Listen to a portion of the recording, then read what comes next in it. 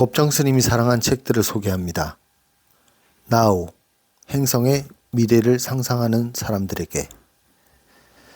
이 책 제목이 삶으로 다시 떠오르기라는 책으로 제목이 바뀌었습니다. 제가 가지고 있는 책은 옛날 책이고요. 지금은 에카르트 톨레의 삶으로 다시 떠오르기라는 책입니다. 이 책의 이제 첫 번째 챕터에 해당하는 새로운 하늘, 새로운 땅이라는 부분입니다. 여기서 새로운 하늘이라는 것은 인간의 의식 세계, 내면의 의식 세계를 말하고요. 새로운 땅이라는 것은 그 의식 세계가 형태, 겉으로 드러나는 외적인 형태로 드러나는 것을 말합니다. 이 이야기를 시작하면서 지구상에 처음 꽃이 나왔을 때 이야기를 합니다. 아주 오래전, 아주 오랫동안 식물이 온 지구를 뒤덮었지만 꽃이라는 것이 처음 나왔을 때 이 꽃은 형상을 넘어선 어떤 것을 상징한다라고 말합니다. 덜 물질적인 것, 꼭 필요하지 않는데 물질적인 것뿐만 아니라 또 다른 의미로 다른 차원의 어떤 것을 말하기 시작하고 있다라고 얘기하면서 그 중에 특히 인간들에게 물론 인간들은 그 식물과 한참 뒤에 이제 지구상에 등장하게 되죠. 인간들에게 그 인간의 존재 의식이 발달함에 따라 꽃은 현실적인 목적에 관계없이 즉 어떤 식으로든 생존과 연결된 게 아님에도 불구하고 인간이 그 가치를 인정한 최초의 사물이 되었다라고 말합니다. 가치를 인식하기 시작한 거죠. 어느 존재계의 어떤 생명 형태든지 그게 이제 광물이든지 식물이든지 동물이든지 또는 인간이든지 깨달음을 경험한다고 말할 수 있다고 합니다. 하지만 그것은 매우 드문 현상이고요. 왜냐하면 그것은 단순한 진화 과정 이상이기 때문입니다. 당신이 이렇게 말합니다. 만일 당신이 지금 이 순간에 존재할 수 있다면, 깨어있는 침묵 속에서 주의를 기울일 수 있다면, 모든 창조물, 모든 생명 형태 안에서 신성한 생명의 본질을 느낄 수 있을 것이다. 만물 속에 내재해 있는 순수의식 또는 영을 나아가 그것이 자신의 본질과 하나임을 알고 그것을 자기 자신처럼 사랑할 수 있을 것이다. 하지만 이것이 일어나기 전까지는 대부분의 인간은 안의 본질을 자각하지 못하고 바깥의 형상만을 바라볼 뿐이다. 자기가 누구인지 알지 못하고 육체적인 형상과 마음이 만들어낸 모습으로만 자신을 동일시하듯이 라고 말합니다. 한 송이의 꽃, 한 송 하나에 또는 수정, 한 마리의 새를 마음속에서 이름 붙이지 않고 깨어있는 눈으로 바라볼 때 그것은 형상 없는 세계를 들여다보는 문이 된다고 합니다. 이것을 바로 깨달음이라고 말하고 있는데요. 오랜 세월 동안 꽃과 또는 새는 많은 종교의 상징이 되었습니다. 불교의 연꽃이라든지 기독교에는 그 흰 비둘기를 성령으로 상징을 하죠. 인류는 그 의식의 변화가 일어날 준비가 됐는지 묻습니다. 아주 예전 붓다와 예수 같은 메신저들은 인류 초기에 피어난 꽃과 같다라고 말합니다. 그 많은 식물 중에 처음 꽃이 등장한 것처럼 저자 에카르트 톨레는 초기에 그 꽃과 같은 인간을 붓다와 예수라고 말합니다. 그리고 이 책은 의식의 이 책 자기가 쓴 이 책이요. 행성의 미래를 상상하는 사람들에게 이 책은 의식의 전환을 가져오기 위한 것이라고 말합니다. 즉, 잠에서 깨어나기 위한 것이다. 그리고 이 책은 당신 자신에 대한 책이며 당신의 의식 자체를 변화시킬 거고 그렇지 않으면 의미가 없는 책이다. 그러나 이 책은 준비된 자만 깨울 수 있다고 합니다. 이 책이 어떤 역할을 할 것이냐라는 부분을 한번 읽어보겠습니다. 한 사람 한 사람이 깨어남에 따라 집단 의식 속에 탄력이 생겨날 것이며 다른 이들도 더 쉽게 깨어날 것이다. 만일 깨어남이 무엇을 의미하는지 알지 못한다면 이 책을 계속 읽어 나가길 바란다. 깨어날 때 비로소 깨어남의 진정한 의미를 알 수 있다. 한순간의 짧은 자각만으로도 깨어남의 과정이 시작되기에 충분하며 그 과정은 되돌릴 수 없다. 어떤 이들에게는 이 책을 읽는 동안 그 한순간의 자각이 일어날 것이다. 또 많은 이들에게는 자신이 의식하지 못하는 사이에 이미 그 과정이 시작되었을 수도 있다. 이 책은 그들로 하여금 그 사실을 깨닫도록 도울 것이다. 어떤 이는 그 과정이 상실과 고통을 통해 시작되었을 수도 있다. 또 어떤 이는 영적인 스승이나 가르침을 접하면서 시작되었을 수도 있고 의식의 변화를 가져다주는 영적인 책들을 읽음으로써 시작되었을 수도 있다. 또는 위에서 말한 몇 가지가 합쳐져서 그 과정이 일어날 수도 있다. 어떤 경우든 깨어남의 과정이 이미 당신 내면에서 시작되었다면 이 책을 읽음으로써 그 과정에 속도가 붙고 더 강렬해질 것이다. 깨어남에 있어서 가장 중요한 것은 깨어있지 않는 자신을 자각하는 일이다. 곧 자신 안에서 생각하고 말하고 행동하는 에고를 알아차리는 일이다. 또한 그 깨어있지 않은 상태가 지속되도록 만드는 집단적으로 조건지어져 있는 마음을 알아차리는 일이다. 라고 말합니다. 이 책은 전체적으로 이 마지막에 얘기했던 에고와 그 집단적으로 조건지어져 있는 마음, 우리도 모르게 사회적으로 심어져 있는 마음, 사회적 에고라고도 하죠. 이것들을 알아차리는 겁니다. 우리는 우리 자신에게 에고가 있는지, 우리가 누구인지, 나는 누구인지, 진정한 나가 무엇인지, 내가 생각이 나인지, 잘 모르고 있다라는 것을 이 책 전체가 깨우쳐 줍니다. 그리고 어쨌든지 이 책을 읽는 동안에 또는 다른 어떤 계기로 깨어나게 될 것이며 그 과정은 시작된다라고 말합니다. 저 같은 경우도 이 책을 처음 읽은 지가 제법 되었는데요.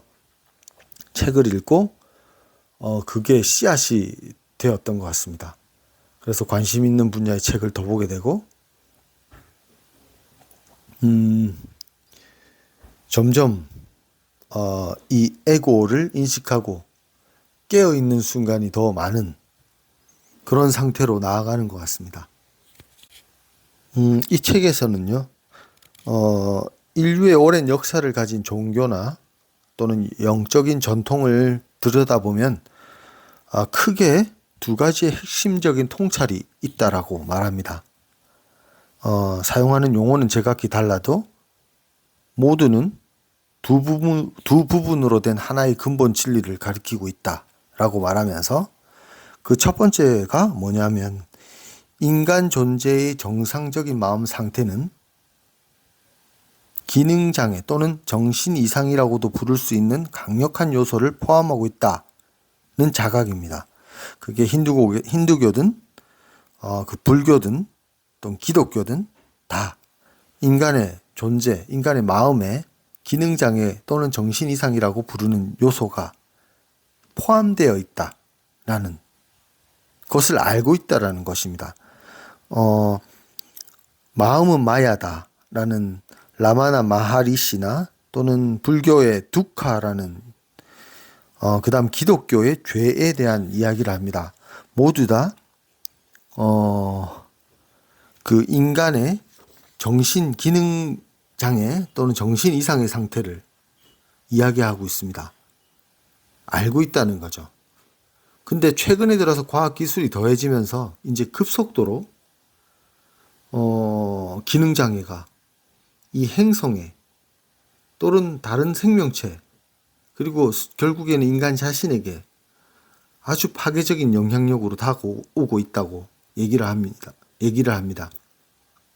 그 예로 이제 1차 세계대전 얘기를 하고 있고요. 그 다음에 전쟁 또는 집단 학살, 인종 청소, 아시다시피 스탈린 정권 하에 엄청난 그 집단 학살이 이루어졌고요. 나치 독일의 홀로코스트 같은, 그 다음에 스페인 내전이나 캄보디아의 크메르루즈 정권 이야기가 나옵니다. 인간의 마음에 자리 잡은 집단적인 기능장애의 또 다른 면이 인간이 인간을 해치는 것 말고도 또 다른 폭력이 있습니다. 그건 다른 생명체들과 지구 행성 자체에 가하는 폭력이라고 말합니다. 인간과 인간의 문제를 떠난 거죠. 숲을 파괴하고 식물과 동물의 삶을 파괴하고 또는 멸종시키고 동물들을 학대하고 강과 바다와 공기를 더럽힙니다. 인간은 탐욕에 눈이 멀어서 자신들이 전체와 연결되어 있다는 사실을 알지 못하고 결국 자신들의 파멸을 가져올 수밖에 없는 행위들을 계속하고 있는 것입니다.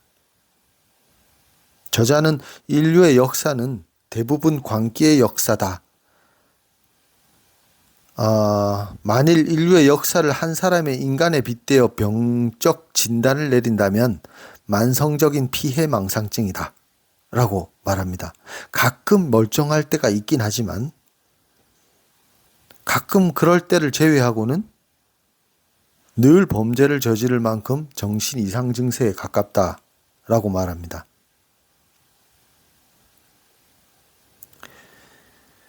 두려움, 욕망, 권력용 등은 궁극적인 원인이 아닙니다. 좋은 인간, 더 나은 인간이 되려고 노력하는 것은 훌륭하고 고결한 행동이지만 의식 전환이 일어나지 않고서는 그것은 결국 성공할 수 없는 시도라고 말합니다. 의식 상태에 근본적인 변화가 일어나야만 변화를 노릴 수가 있다는 얘기입니다. 인간의 내면의 현실과 의식을 바꾸지 않고 외부 현실만 변화시키려고 할 때 어떤 일이 일어났는지 공산주의를 봐라 라고 얘기합니다.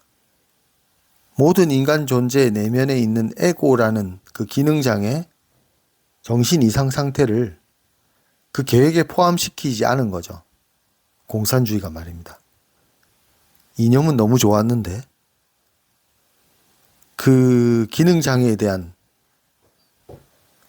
고려가 부족했다.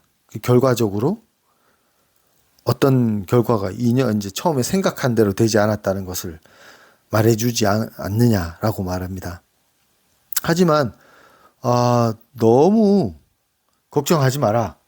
그 공통된 그 종교들과 영적인 그 존재들의 영적 전통에 또 나머지 두 번째 통찰이 있기 때문에 희망이 있습니다. 우리에게는.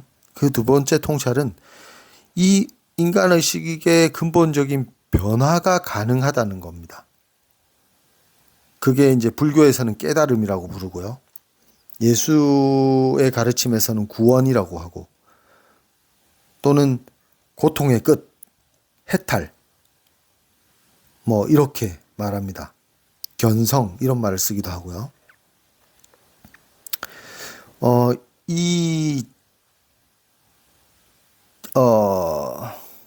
인류의 가장 위대한 성취가 멋진 예술 작품이나 과학이나 기술 발전이 아니라 자신의 기능 장애, 자신의 정신 이상을 자각한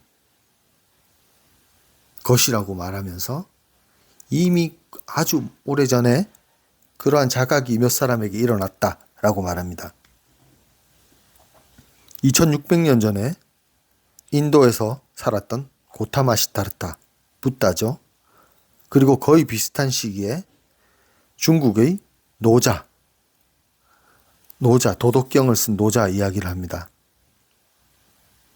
그들은 인간의 깨어남에 매우 중요하고 필요한 존재들이었지만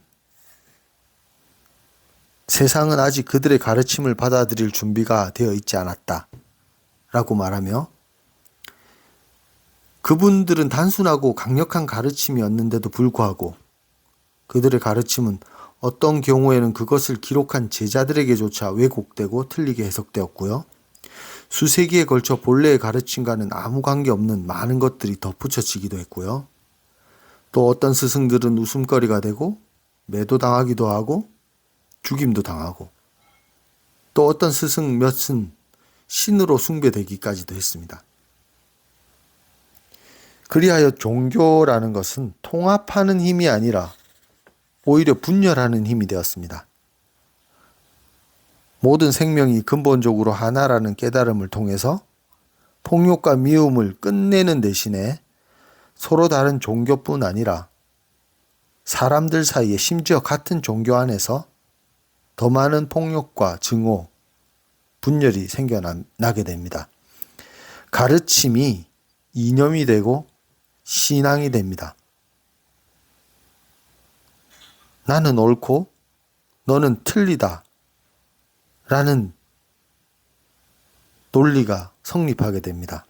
그리고 점점 이 이념과 신앙, 종교는 합리화됩니다. 나의 신, 우리의 신, 이렇게 믿고 숭배를 해야 되는데 여기에 위배되는 사람은 죽여도 좋다라는 생각까지 하게 됩니다. 정신 이상이 다시 온 거죠. 기능 장애가 온 거. 이 인간의 본성이니까요.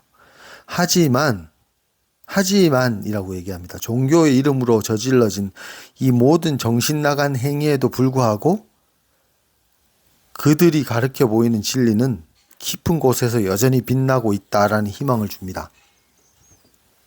늘 깨어나는 빛을 발하고 있습니다. 그래서 종교 안에서도 종교 운동이 계속해서 생겨나는 거죠.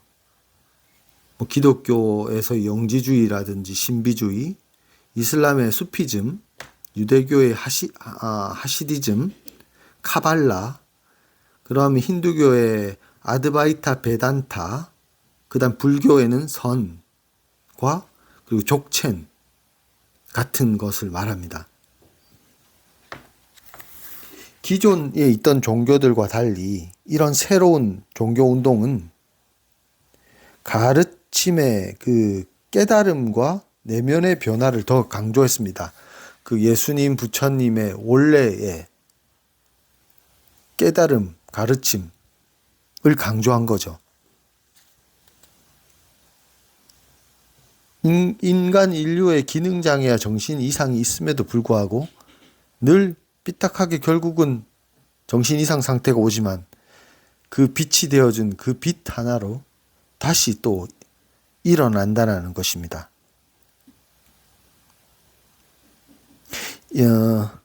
영성과 종교에 대한 차이를 많은 사람들이 이미 자각하고 있다고 말합니다. 기존 종교가 할 수 있는 역할은 무엇이며 또 기존 종교가 어떻게 돼야 되나, 그리고 우리는 또 어떻게 해야 되나 라는 말을 합니다.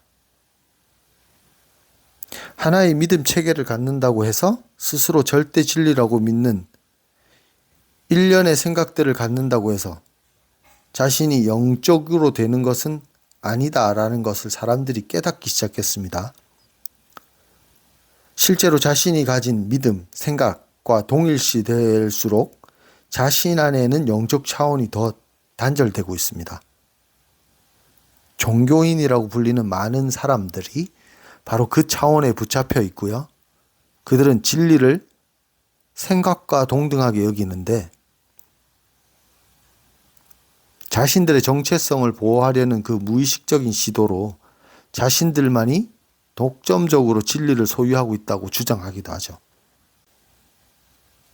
종교의 틀 밖에서 넓은 범위의 영적 운동이 일어나는 것은 완전히 새로운 발전이다라고 말합니다. 예전 같으면 생각할 수도 없었죠. 이제 특히 서양에서는 기독교 교회가 워낙 힘이 강했기 때문에 교회 인정을 없이는 어떤 강령도 어떤 책도 낼 수 없던 그런 시절이 있었습니다. 하지만 점점 세상은 변했죠. 그리고 이 고대 동양의 가르침이 서양에 전해지면서 사람들은 조금씩 깨어나기 시작했다라고 말합니다. 그리고 어떤 교리와 영성이 동일시되는 것에서 벗어날 수 있게 되었다라고 말합니다. 그들은 자신이 얼마나 영적인가는 무엇을 믿는가가 아니라 자신의 의식 상태가 어떠한가와 전적으로 관계가 있음을 깨닫고 있다. 이 의식 상태가 당신이 세상에서 어떻게 행동하고 타인들과 어떻게 관계를 맺는가를 결정한다. 라고 말합니다.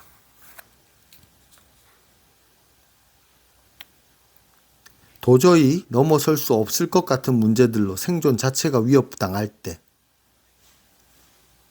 이 책에서는 바로 지금이 그때가 되어 가고 있다라고 말하고 있습니다. 근본적인 위기죠. 인간에게 또는 자연에게. 생존 자체가 위험될 때에는 한 개체가 생명 형태나 이 종이 죽거나 멸종하게 됩니다. 아니면 죽거나 멸종하거나 아니면 진화의 도약을 통해서 한 단계 뛰어넘어서 비상하게 된다고 합니다. 인류가 지금 진화인가 아니면 멸종인가 불가피한 선택을 눈앞에 두고 있다는 것은 이것을 많은 사람들이 깨닫게 될 것이다. 그리고 깨달아 가고 있다. 지금 등장하는 이것은 새로운 믿음이나 또 새로운 종교 또는 영적 이념, 신화가 아니다 라고 말하며 자신 안에 생각보다 무한히 넓은 하나의 차원이 있음을 깨닫는 능력이다 라고 말합니다. 머릿속 목소리, 생각 같은 거죠. 내 머릿속에 만들어내는 생각, 머릿속 목소리가 내가 아니라는 자각은 얼마나 큰 자유인가 라고 말합니다. 그렇다면 나는 누구인가? 그것을 아는 자다.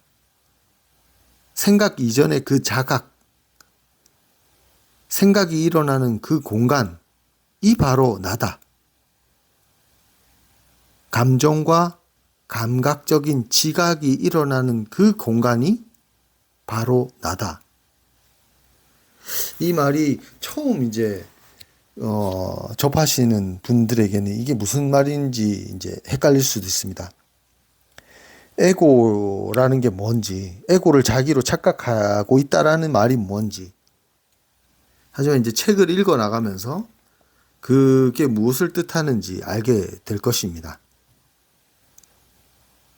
인간의 마음 구조가 달라지지 않는 한 우리는 언제나 근본적으로 똑같은 세상, 똑같은 악을 반복해서 만들어가는 것으로 끝날 것입니다. 언제까지나 똑같은 기능 장애를 일으키는 거죠. 이 책의 원 제목은 A New Earth입니다. 여기서 New Earth, 성경에서 따온 말인데요. 새로운 하늘과 새로운 땅이라는 개념은 하늘은 새로운 하늘이라는 건 인간 의식의 변화된 상태를 말하고 새로운 땅은 그것이 물질계에 반영되어 나타나는 결과라고 말합니다.